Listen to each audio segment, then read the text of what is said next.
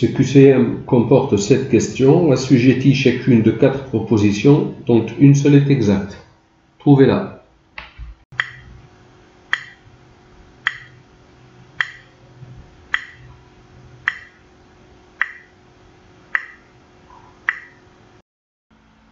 Dans la première question, A et B sont deux événements indépendants, tels que P de A est égal à 0,2 et P de B égale 0,3. Alors P de A union B, c'est quoi? On a 4 propositions de réponse. On sait que dans le cas général, la probabilité de la réunion, P de A union B, c'est P de A plus P de B moins P de A inter B.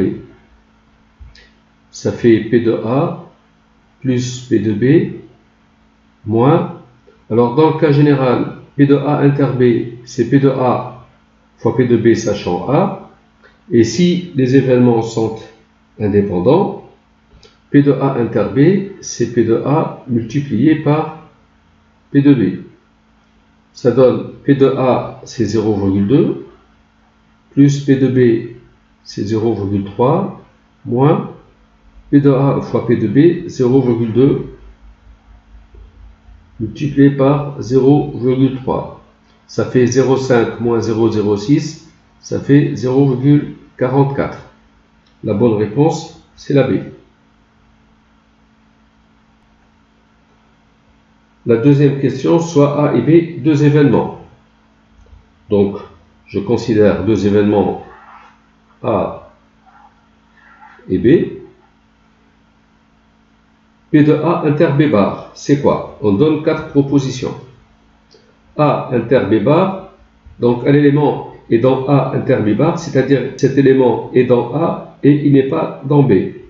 Il est dans A et il n'est pas dans B. Donc A inter B bar, c'est cette partie-là. Cette partie, c'est A inter B. Alors P de A inter B bar, comment calculer? Eh bien, on sait que l'événement A, tout ça c'est l'événement A, c'est A inter B réuni avec A inter B bar. Donc, si je veux calculer P de A, alors ces deux événements sont incompatibles, cet événement et cet événement, il n'y a rien, il n'y a pas d'intersection entre les deux. Donc P de A, c'est P de A inter B plus P de A inter B bar, ce qui donne P de A inter B bar, ce nombre, c'est P de A moins P de A inter B. P de A moins P de A inter B. La bonne réponse, c'est ça. La troisième question, une urne contient 5 boules noires et 3 boules blanches. Donc, voici les 5 noires et les 3 blanches. On tire successivement et sans remise 2 boules de l'urne. Donc, on prend une première boule, puis, sans la remettre, on prend une deuxième boule. La probabilité de l'événement, la deuxième boule tirée est noire, sachant que la première l'est aussi. C'est-à-dire sachant que la première est noire. C'est égal à.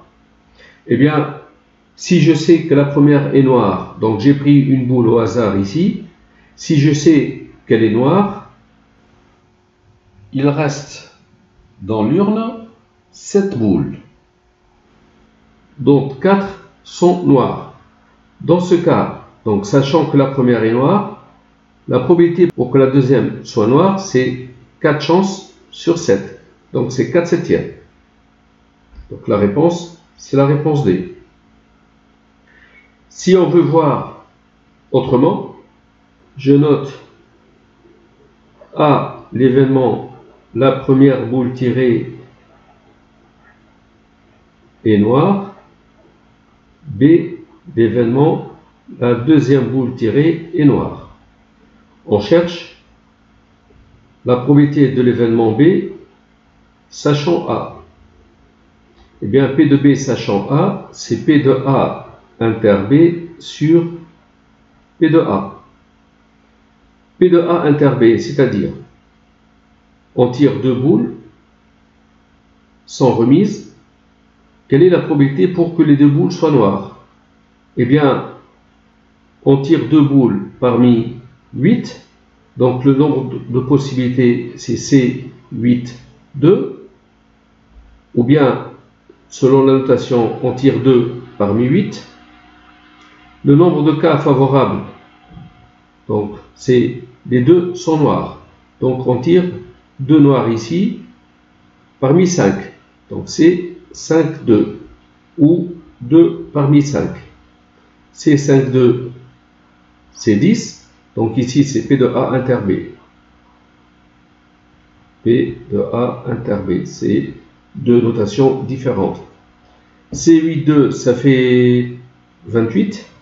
Donc 10 sur 28. 10 sur 28, on simplifie par 2. Ça fait 5 sur 14. P de A, donc la première boule tirée, pour qu'elle soit noire, il y a 5 chances sur 8. Donc, P de B, sachant A, c'est P de A inter B, donc 5 sur 14, multiplié par, divisé par P de A, donc fois 8 sur 5. On simplifie par 5, 8 sur 14, on simplifie par 2, ça fait 4 septièmes. La quatrième question, dans un tiroir, il y a 3 paires de chaussettes de couleurs différentes. Donc, imaginons une paire de chaussettes bleues, une paire de chaussettes noires et une paire de chaussettes rouges. On tire au hasard 2 chaussettes. La probabilité qu'elles appartiennent à la même paire est égale à 4 propositions. Donc, voilà ce qu'il en est. En fait, on prend une première chaussette et peu importe la couleur, donc je peux supposer la première chaussette, c'est celle-là par exemple, cette rouge.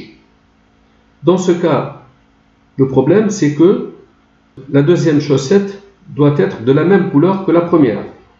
Donc si on a pris cette chaussette au départ, la probabilité pour que la deuxième soit rouge, c'est une chance sur 5, donc c'est 1/5, tout simplement. Donc la réponse, c'est 1/5. Si on veut faire le calcul, comme on tire 2 chaussettes au hasard, le nombre de manières de tirer 2 chaussettes parmi 6, c'est C6, 2, ou 2 parmi 6, la deuxième notation des combinaisons. Et 2 chaussettes de même couleur, soit les 2 chaussettes sont bleues, soit les 2 sont noires, soit les 2 sont rouges. Il y a 3 possibilités. Ça fait C6, 2, c'est 15, 3 quinzièmes, c'est 1/5. Donc 3 sur 15 ou 1/5. On retrouve notre réponse. La cinquième question, on considère l'épreuve qui consiste à lancer un dé non truqué. Alors le dé, c'est un dé à 6 faces, numéroté de 1 à 6. On gagne 20 pièces de monnaie si on obtient la face 6 et on perd 4 pièces de monnaie sinon. L'espérance du gain pour ce jeu est impossible à déterminer, négative, positive ou nulle. Donc on considère la variable aléatoire x qui est égale au gain. Les valeurs du gain possible, c'est soit on perd 4 pièces de monnaie, soit on gagne 20. Ça, c'est les valeurs xi. La probabilité de l'événement grand X égale xi. Eh bien, la probabilité de perdre 4 pièces, c'est ne pas obtenir le 6. Donc, c'est 5 chances sur 6, donc 5 sixièmes. Et gagner 20 pièces, c'est obtenir la face 6, donc c'est 1 sixième. L'espérance du gain, c'est la moyenne ici. Alors divisé par 6, moins 4 fois 5 c'est moins 20, 20 fois 1 c'est 20, c'est 0. Donc l'espérance du gain est nulle. La question 6, sur un groupe de 4 personnes prises au hasard, la probabilité qu'il y en ait exactement 2 nés au printemps est 1/2, 1/16, 9 sur 256 ou 27 sur 128. Donc imaginons les 4 personnes prises au hasard. On ne sait pas si elles sont nées au printemps ou pas. Alors la probabilité qu'il y en ait 2 nés au printemps, eh bien, si j'appelle S l'événement, la personne choisie au hasard est née au printemps, alors P de S, comme il y a 4 saisons l'année et les 4 saisons chacune durent 3 mois, P de S c'est un quart. Eh bien, on a un événement qui se répète 4 fois de manière indépendante. La première, soit elle est née au printemps, soit pas. La deuxième aussi, troisième et quatrième, soit elle est née au printemps, soit pas. Donc, on cherche la probabilité qu'il y ait 2 succès. Donc, on est dans le schéma de Bernoulli et on a une loi binomiale de paramètres n égale 4, puisque l'épreuve est répétée 4 fois, avec une probabilité de succès égale 1 quart. La probabilité qu'il y en ait 2 qui soient nés le printemps, donc on cherche la probabilité de 2 succès, c'est C4,2, la probabilité du succès au carré fois 1 moins la probabilité du succès, la probabilité de l'échec, puissance 4 moins 2 au carré. Ou bien, la deuxième notation, c'est 2 parmi 4 fois 1 quart au carré fois 3 quarts au carré. Alors 2 parmi 4 ou C4,2 ça fait 6, 3 au carré c'est 9, divisé par 4 puissance 4. On trouve 27 sur 128. La réponse c'est D. La 7e question, un élève répond au hasard aux 7 questions de ce QCM. La probabilité qu'il réponde correctement à au moins une question est, alors laquelle de ces réponses? Il répond correctement à au moins une question, ça veut dire il répond à une question correctement et faux aux 6 autres, ou bien 2, il répond correctement et 5 qui sont fausses, etc. Alors l'événement contraire,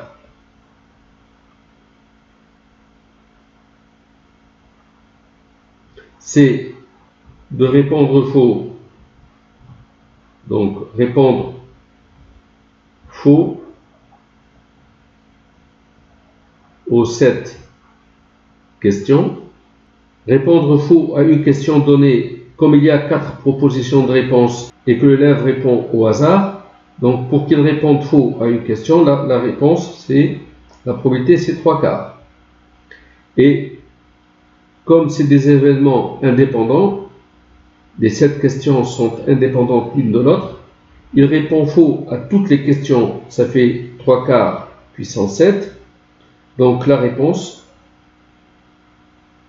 répondre correctement à une question au moins, c'est le contraire de cet événement. Donc c'est 1 moins 3 quarts puissance 7 et ça fait à peu près 0,866, puis 5, etc. La bonne réponse, c'est B. Voilà, merci d'avoir suivi.